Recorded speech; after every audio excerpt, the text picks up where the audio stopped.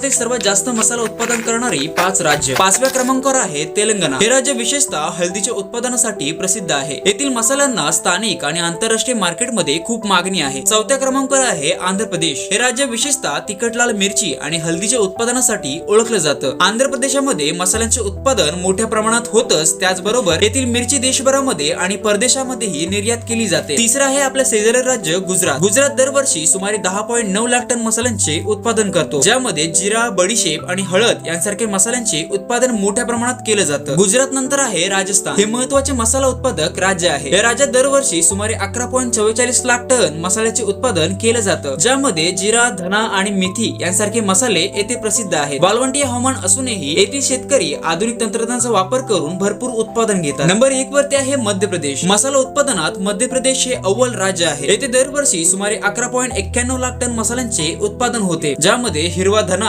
हळद, लसूण आणि मिरची यांसारख्या मसाल्यांचा यामध्ये समावेश आहे. माहिती आवडली असेल तर व्हिडिओला शेअर करून आपल्या पेजला फॉलो करायला विसरू नका.